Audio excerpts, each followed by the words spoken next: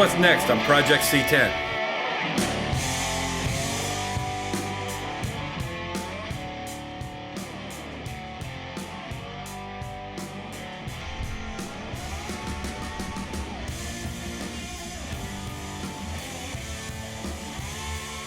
We're going to do a new segment here on the build called Today's Issue on the Build.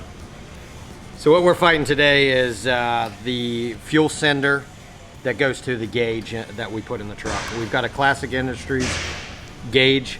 The ohms of resistance and the sender do not communicate properly. We didn't realize that till we got everything together. We had to go back to the drawing board, drop the tank, pull the sender out. Then we started fishing around trying to figure out what the issue is, how to resolve it. With the sender and the pickup and everything, they share the same mounting flange.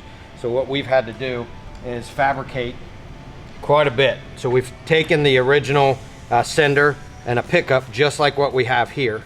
And we're able to fabricate all the sender mechanisms so we can get the proper flow so nobody runs out of gas. So we've already test fitted it now in the tank as well as in the with the wiring, and we're ready to go.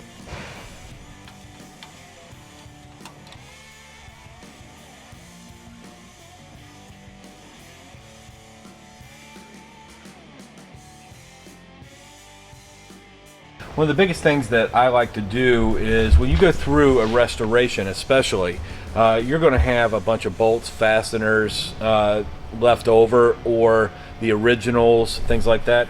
My recommendation is to go through them, save the good stuff, pitch the stuff that you would have to put work into them, if it's rusted and you got a sandblast to make it good. Unless it's a special type of bolt or fastener that you can't find anywhere, just get rid of it and move on, because when you do a restoration you're going to buy new anyway. So but what I like to do is actually organize them. Most of the stuff that I work on is old cars, American made cars, so it's all standard sizes, so which makes it a little easier so you don't get all the metric mixed up. It's not going anywhere, so you can move these, take these with you. If you got something you're working on that's not in your garage, you can take your bucket of stainless steel washers or whatever with you. So going through, organizing them, and try to get the different sizes, getting a chart that one of those indicators that tells you what size everything is to divide them up is good too. Once you get everything organized and you know you need a 5/16 bolt, 1/4 inch bolt, something like that, you can go right over the container, pull it off. Do I have one that's worth using for this project? Yes, no, and then you can move on. And the thing is, when you buy these bolts doing a restoration, you're not buying each individual. At least you try not to. You'd rather buy them in bulk because it's actually cheaper and you have a little bit left over, and they go towards the next project that you do. So recommendation, spend the time, organize, and get everything labeled so your next project gets that much easier.